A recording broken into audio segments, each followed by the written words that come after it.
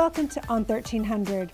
I'm Xochitl Mora, and joining us in the MCN studio is a very special guest, our own McAllen City Manager, Mr. Roy Rodriguez. Mr. Rodriguez, thank you so much for joining us for this very last time on 1300. It's very exciting to be here. Thank you. Thank you for thinking of this last interview. I really appreciate it. I'm looking forward to it. Well, we are excited to have you in studio, but it's a little bittersweet. You are retiring after an illustrious 35-year career in public service, but in the last 10 years as the city manager for the City of McAllen. But you started out as an engineer in Oklahoma, then moving to Beaumont, and you made your way down to the Valley, starting out as in management in the City of Harlingen, and then you were with McAllen Public Utility, and then of course with the City of McAllen as the city manager for the last 10 years. What in all of those positions did you learn each time that helped you to become a better leader for your organization? Yeah, it's been a long, long time. Actually, it's been, close to 40 years in this journey. But each position that I've held was very different to one another. Yes, I started as an engineer, and I tell people I'll always be an engineer. When I walk out of here next month and no longer be the city manager and maybe never be in city management again, I'm still going to be an engineer. And so it's something that I'm very proud of. It was something that was a very difficult journey for me. I tell folks that the most intense time in engineering is that last year in school, because they put you through things that you're probably never going to experience, but they want to prove a point, and they want to make sure that you're prepared to go out in the community, because our jobs as engineers is to ensure that we protect lives and property. And so I started in engineering. I learned so much. I thought that school was intense until I got out in the field and had to apply all of that science and theory to real life. And that's not easy. You start making decisions very quickly. I was so blessed and lucky to be placed in positions, at a very young age. I tell folks that in my late 20s, I was doing things that some 40-year-old engineers hadn't seen. And it was because of necessity. They put me in a job in Oklahoma City. And so I learned so much so fast, and it gave me such a great advantage for the rest of my career. From there, I continued on to city engineering, which is where I found my passion. I realized very quickly that I love local government. It really is where the rubber meets the road, because you interact with the community daily, whether you like it or not, whether you planned it or not. Because they seek you for help. Citizens don't come in laughing and smiling. They usually need help. They're concerned about something. And so I quickly turned to my boss at the time, whom really I owe my career to. Her name is Natalie Prim. I always bring it up because she saw something in me that I don't know anyone else would have seen that early. I was a city engineer for her. She was a city manager in Harlingen. And I realized that's what I wanted to do. And so I left Harlingen to help my resume so that I could come back and do this for a living. And I did. And so city engineering was very fulfilling because it was my hometown of Harlingen. In management, they say, don't go work in your hometown. I disagree. It was awesome. It was incredible to be able to visit with teachers and principals that were not teachers and principals at the time in the elementary schools that I attended. And so I learned a lot in city engineering. But in 1999, Natalie Prim again hired me as an assistant city manager, and my journey in management began. And so in every position, it's been different. She taught me how to be, stable, how to stay on the ground, keep my feet on the ground, always be respectful of people, and never forget that we're here for customer service. I'm very concerned when I look at our profession, because sometimes we forget that that's what we do. We're a monopoly. A citizen can't go anywhere else to seek the services that we provide. And so, it can be a place where you become complacent and it's very important not to do that. You know, we're a provider of services, and so she taught me that. And then before I knew it, I was a city manager in Harlingen, and I often looked to the west in Harlingen because McAllen was the leader in a lot of things. And I knew that if I really wanted to step up in my career, that I had to come here. And so I came here, and what I learned here is that every community is different. Every community has what I call its own culture. And I don't mean cultural in the traditional sense, but in the way that the community itself, the citizens and the city commission are engaged. This is a very engaged community. If you look at our city commission meetings, they question everything. And so I quickly learned that I had to bring them in and make them part of the process and make them part of my decision making. And so I've learned as I've moved on, I'm a way different manager than I was 25 years ago when I was a city manager in Harlingen. I was a young man, relatively young for city management. I thought I knew everything. I found out that I didn't. And so it's been really cool. It's been a great journey. Well, as a city manager for the City of McAllen, what significant achievements do you think you've been able to have here with our community? Gosh, you know, I was asked that the other day in an interview with the local media. There's just so many things, you know. I pride myself in remaining focused. I'm an engineer, and so infrastructure is very important. And I'm also very structured. You know, I tell people, if you're not on my calendar, I'm not going to see you, right? Which is not true because the calendar changes every day. But so I think that the engineering background helped me learn to be structured. But there's so many things that we've done. You know, this city commission is very passionate about making us great. And, you know, we can talk all day about we're great or we're the best or whatever, but you got to prove it. And you got to prove that every day. And so I hope that when people look back, they'll look back in my 10 plus years as city manager and say the guy was focused, he was all in, it was all about the community, and there was no agenda other than what's best for my community. How do you think you have helped in influencing the development of the city? Well, I would think that I had some say, right? You know, everybody that's got an issue, whether it's the community or my department heads, they come to me so that we can solve problems together.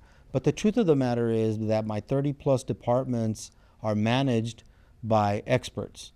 And so I rely on department heads heavily to make decisions. I probably, you know, I tell people that I probably make 50 to 100 decisions a day. And it's with their help. Most of the time, I would say 9 times out of 10, or maybe even 99 times out of 100, I'm going to do what my staff recommends. And sometimes I don't. And you know what? It's really important. It's always been important to me that when I don't, I tell them why. I tell them why I don't think that's the way to go. A lot of times it's the political impact of that decision that maybe they haven't thought completely through, and it's my job to do. But you know, again, I rely on the staff that we have, not only the department heads, but their assistants and their managers and so on. So I can't point to anything other than I'm proud of what we've accomplished in the last 10 years. Well, I think it's certainly fair to say that your style of leadership is, for one, outside of the organization, collaborative. I think that other communities outside of McAllen point to our working relationships with so many different organizations that also have an impact in our community. As not only an employee of McAllen, but as a resident of McAllen, I am proud to see that our City of McAllen works with our school district, the universities, the economic development organizations, and other nonprofits that are offering services for a community. Why was that important for your leadership to maintain those relationships and partnerships with those organizations? Oh, because it's required. You know, a lot of times what happens in communities is that the leadership, especially in smaller cities, management don't realize the importance of those relationships. Look, we can't get anything done. We're not going to accomplish anything if we don't get help. There's no way that I or my organization alone are going to do the very best that we can and be at our very best if we don't collaborate with our partners. And so we really do have an anomaly here whether it's with the university or the school district or the chamber. It's just something that is not found elsewhere, and it's because we understand that the relationship between us is so important, and it has to be a relationship of trust. If you have a relationship, whether it's a colleague or a friend, and you trust that person, you're going to give them the benefit of the doubt. When you disagree with them, when you disagree with me, I hope that when they walk away or when you walk away, you say, you know what, I disagree with that decision, but I trust him that he's doing what he believes is in the best interest of the community. And so when you do that, you're going to win every time. And so I realize the importance of those relationships with all of our partners, and it's something that has to be sustained. Now, of course, at the end of your career, you can look back and say, oh, it was so great and everything was always smooth sailing, but we know that's not the case.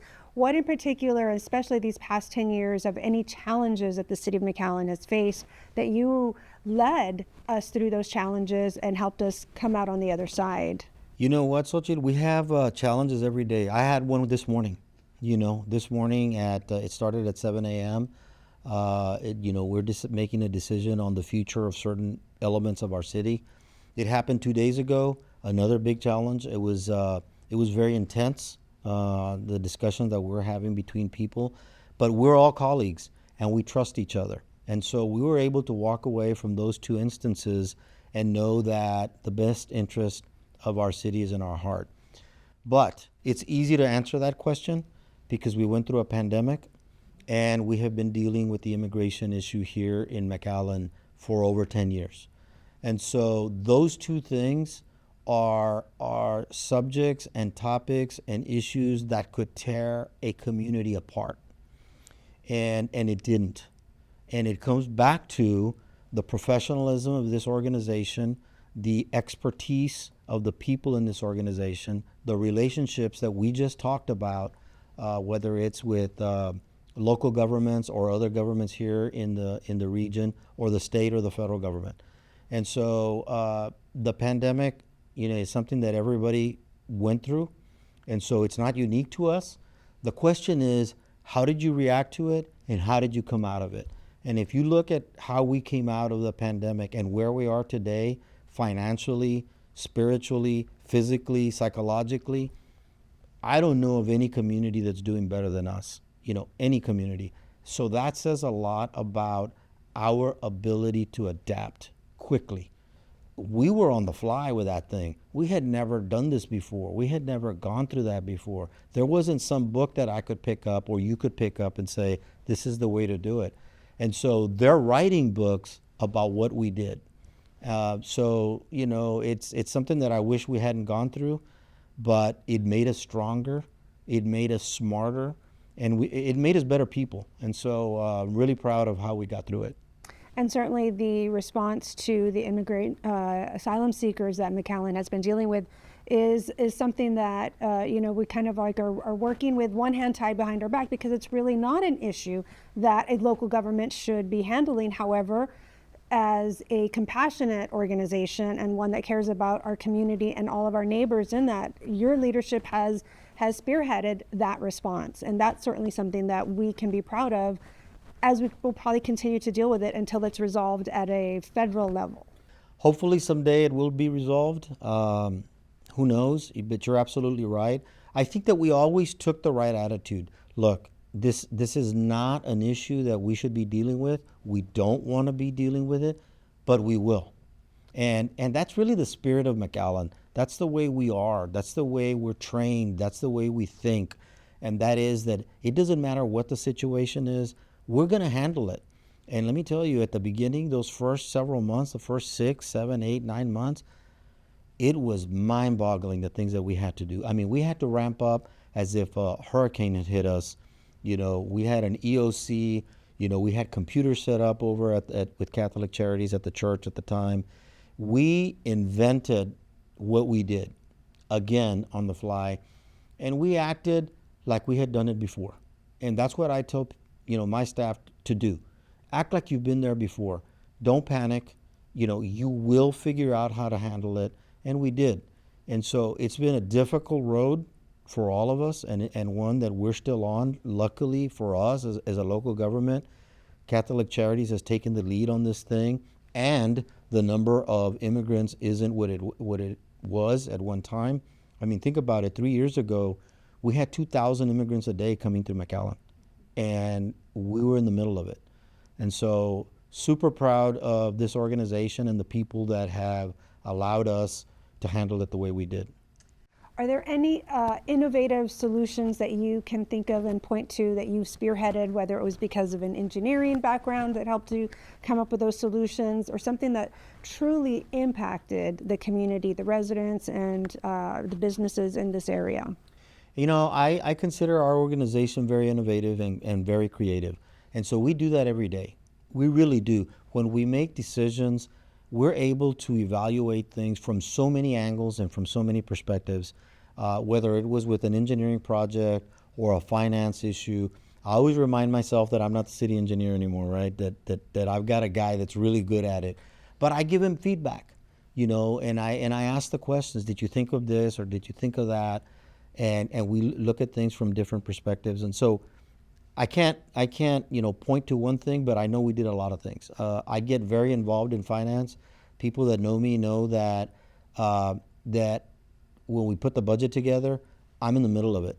And the presentations that we make, certainly the overall presentations is not the finance director, which is what happens in most cities. It's me. And that's deliberate. I want the city commission to feel confident that their manager understands the finances of this organization and knows what he's talking about. And if they do that, then they're going to relay that confidence to our community, and the community needs to know that we really do know what we're doing here. This is a very complicated organization, much more complicated than most people think and most people know. I mean, do you realize how many cities in Texas own an airport? Okay, there isn't very many. How many own international bridges? How many own a golf course?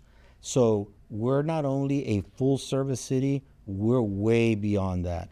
And so it's very complicated, but yet what it does is that it gives us a portfolio that's so diversified. And that's why, in part, this community is so stable, because we've got a lot of tentacles out there that are in touch with the community, that bring us different kinds of revenues. And so it's been a great journey. Well, I think that some of the innovative solutions that McAllen has created that, again, impacted the community, impacted the residents, were the drainage bond election and the traffic improvement projects, a bond election for those as well. Having those drainage improvement projects, there's relief, and the city didn't just have the bond election, but came up with innovative funding solutions to be able to tackle this immense project, and worked with the neighboring cities to create this partnership again that we've been talking about to have drainage improvement projects throughout the region that would help alleviate that. Yeah, so, did I mention I'm an engineer? And so, when I stepped into this new position as city manager 10 and a half years ago, I will admit that I came in with an attitude. And the attitude was real simple. I felt that there was a lot of infrastructure needs that we had that we really needed to tackle. That is not throwing stones at people that came before us. We were in a different place. At one time, gas royalties would bring us $10 million a year. And so past management used that money and did what you call pay as you go to do infrastructure. Those gas royalties were evaporating. We didn't have that anymore. And I just knew that we were running out of time in order to make the improvements that we needed. So one of the very first tasks that I assigned to the city engineer at the time was that I said, I need you to update the drainage plan, master plan, and I need you to get it to me fast because we got to get it in front of the city commission. And so she did. It was Yvette at the time. And when she showed me the number, I was like, "Ooh, this is a big number."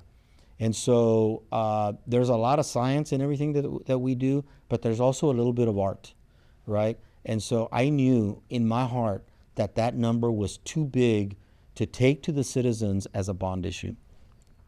So I remember telling them, look, we need to be creative.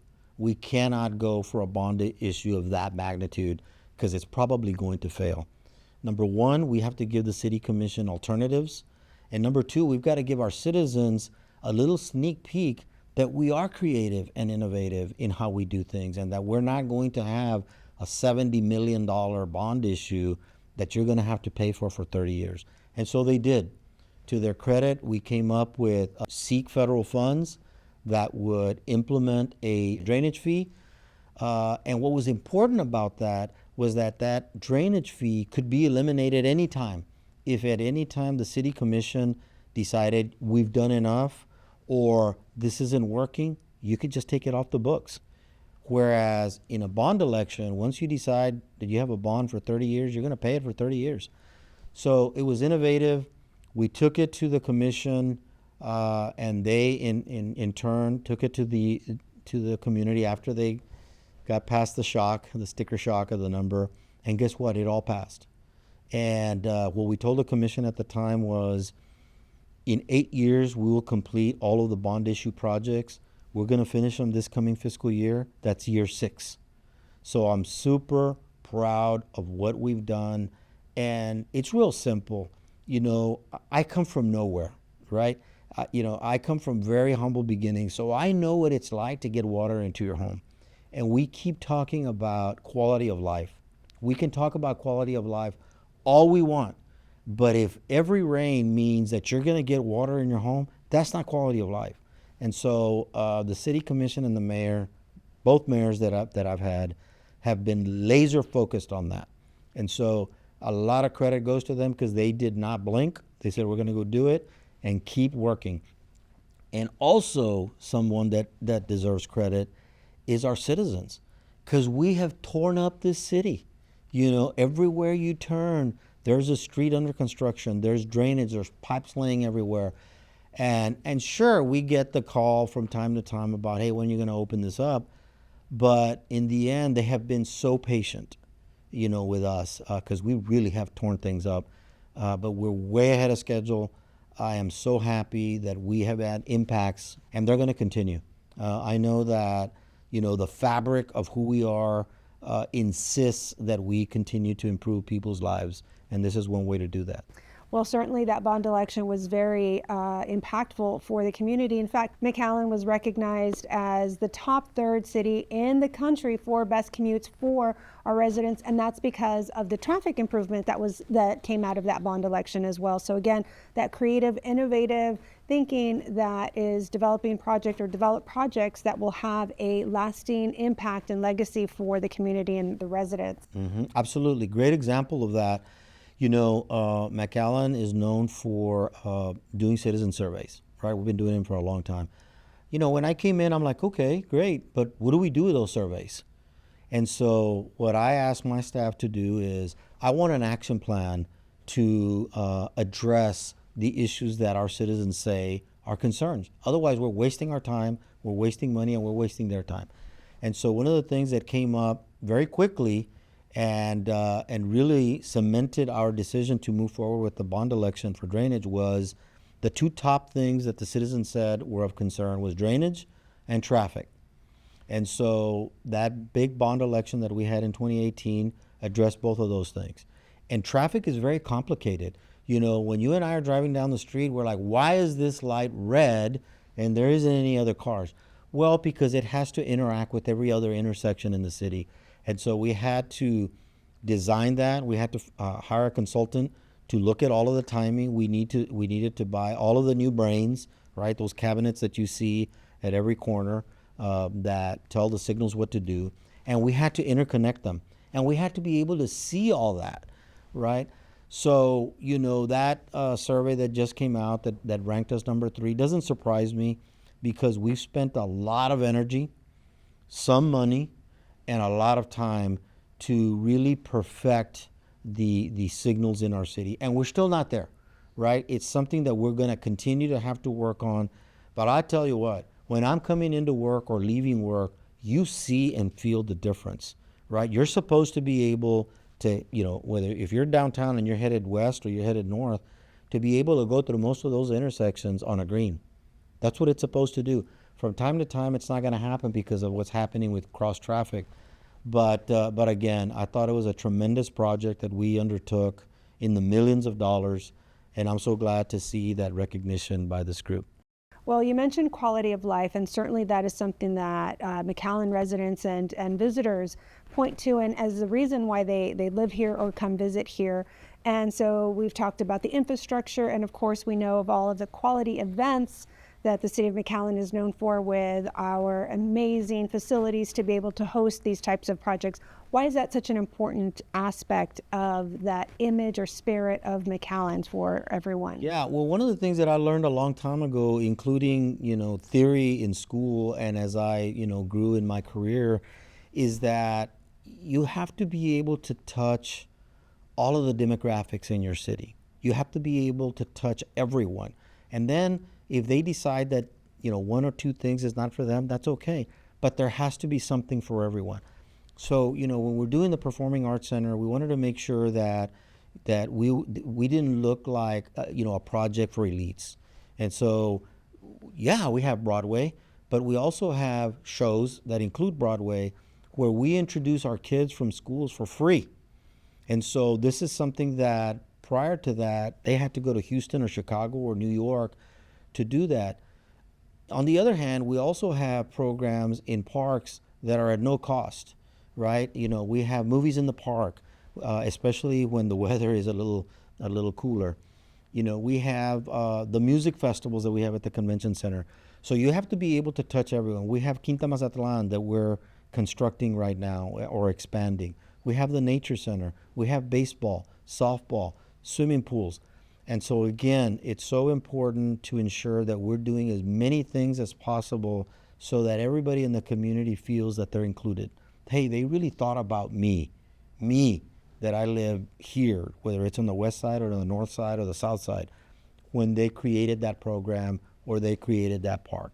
And it's important that we keep that top of mind because not everyone is the same person and not everyone has the same interest. And so going forward, I think that the City of McAllen has positioned itself in such a great place to ensure that that continues to happen.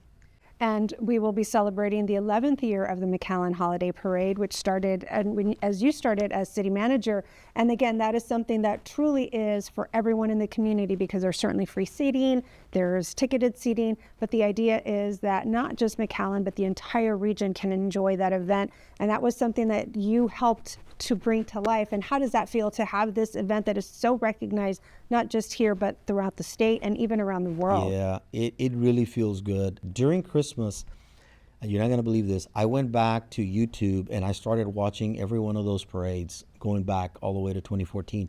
And in that, somebody was interviewing me in 2014 about the parade that we were about to watch, right? It was going to be the first one.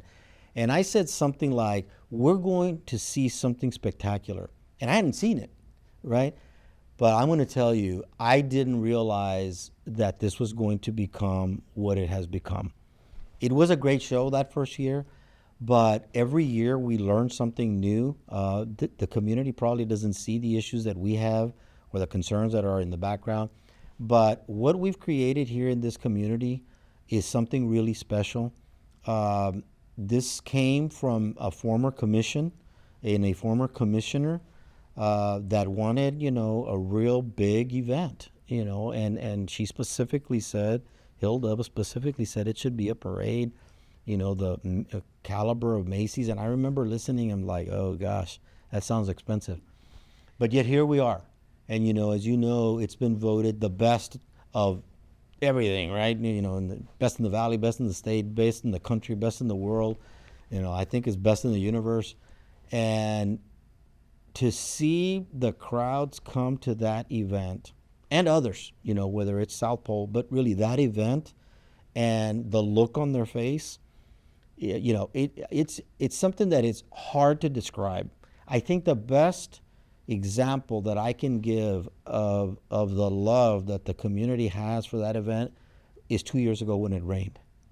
I mean, it rained on us all night long. And guess what? There was people out there on the route. There was kids out there with their umbrellas, smiling, laughing, eating, and having fun. And so even though I knew that we had hit the mark a long time ago, that night I really knew it because there was, nature was not, or Mother Nature was not going to prevent them from seeing something that they have learned to love. And so we should be very proud of that.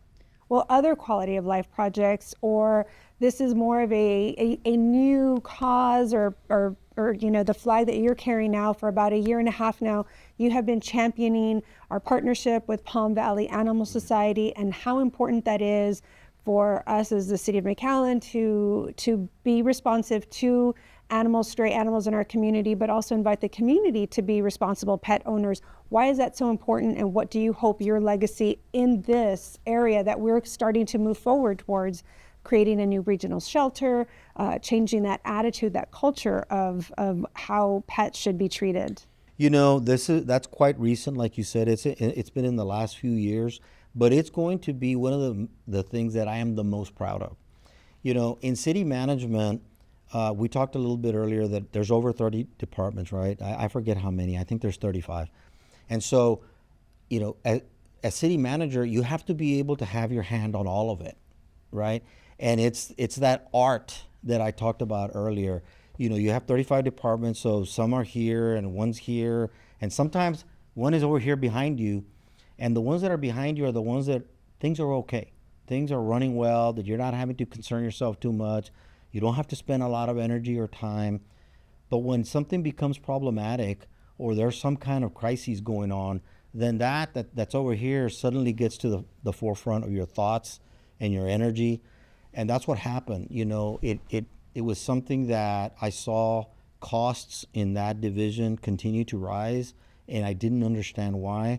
And so I dove into that, and I started learning so much. And it took me a little while. I hate to admit it, but it took me a little while that this was a complicated issue, number one, and also that it was a very important issue in the community.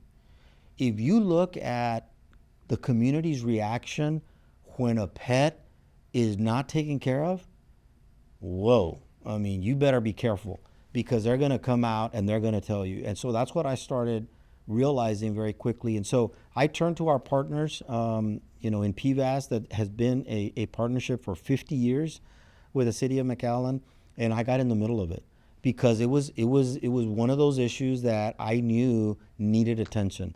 And as I learned all of these things that PVAS does and what our animal control does, which is now animal care, and how we were doing business, I realized that we needed help. And so, the best thing that you can do as a manager and a leader is to go get the help that you need.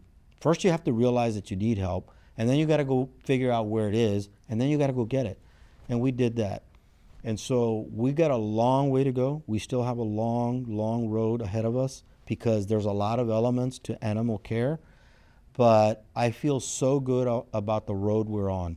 The City Commission, again, is totally engaged and totally committed to continue to work on this issue, which is a regional issue. This is not a McAllen issue. This is an issue of the county, the state of Texas, and possibly the entire country. And, it's incumbent upon us to ensure that we take care of those little furry, friends that we have. And I've been a pet lover my whole life, but not at this level, right? I've always had a pet. Well, my wife has a pet, and I have to take care of it. But so it isn't about not understanding the love that you have for your pet. It was the not understanding the gravity of the situation and the complexity of it. And so I think that we're on our way. We're going to build that animal shelter. I think that we're going to have some partners because they're going to realize that this is the right thing to do. PVAS is joined at the hip with us. We're already seeing our costs decrease because of the changes that we've made internally, and that could be a whole show, right, of the changes that we've made. But we're making them, and we're making new contacts. We realize that there are issues that we have to deal with, whether it's the lack of vets, how to get them here, the pay, the spay, the neuter, the fostering, all of the things that we know that our partners are doing at PVAS.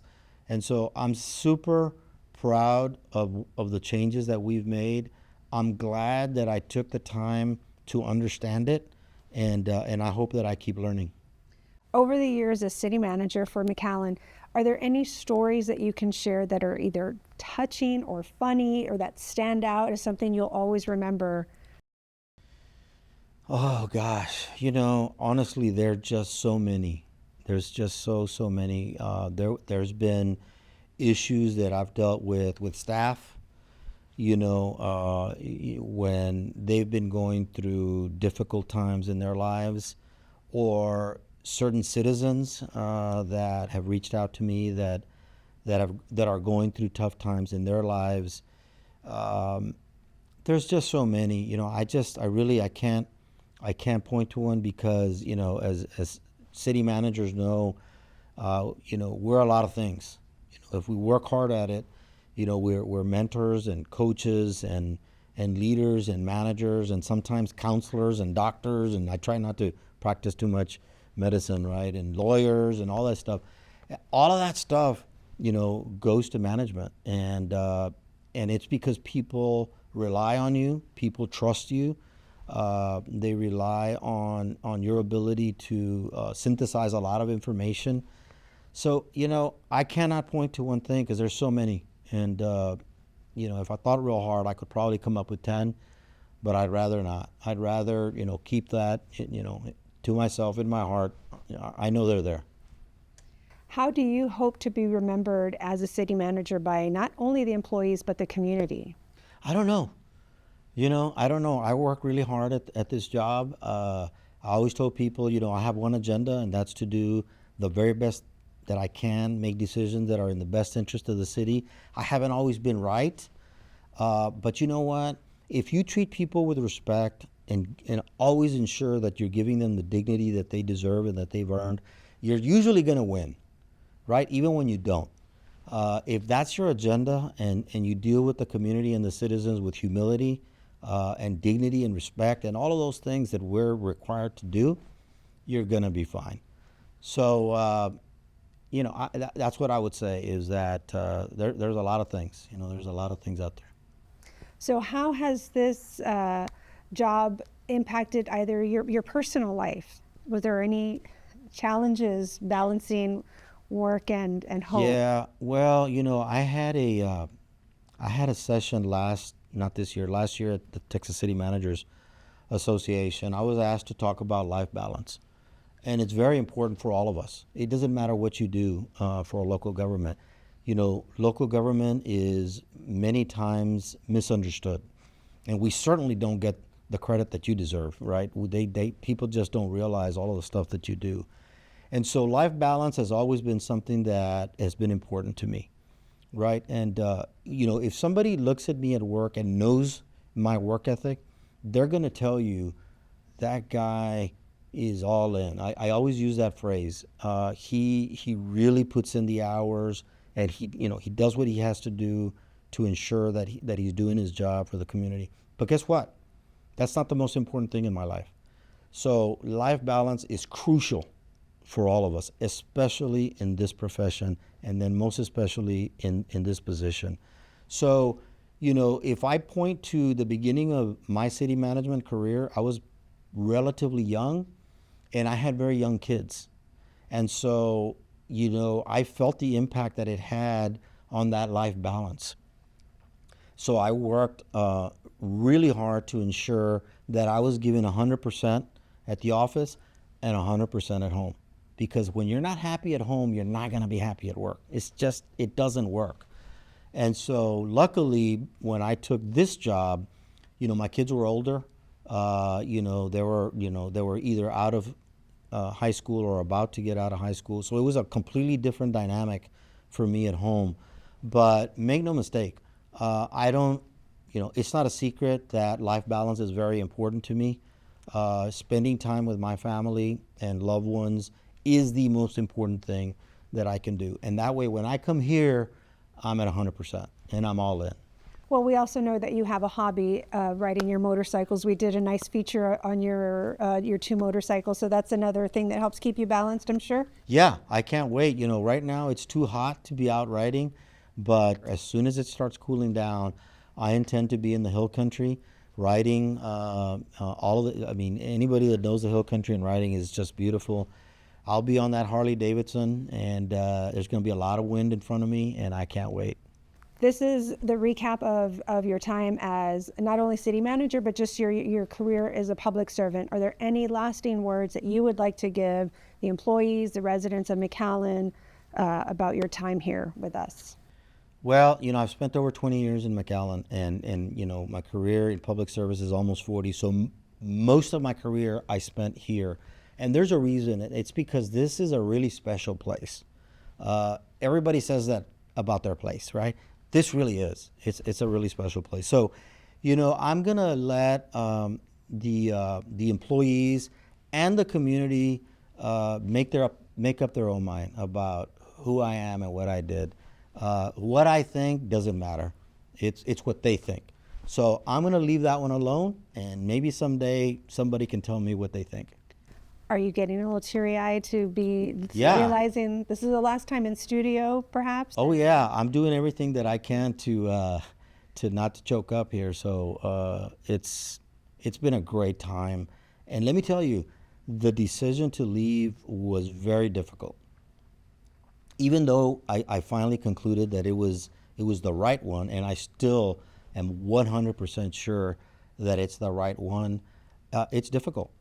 Because this has been my life for a long time, and this city has been my life for over 20 years, and you have been part of that. So I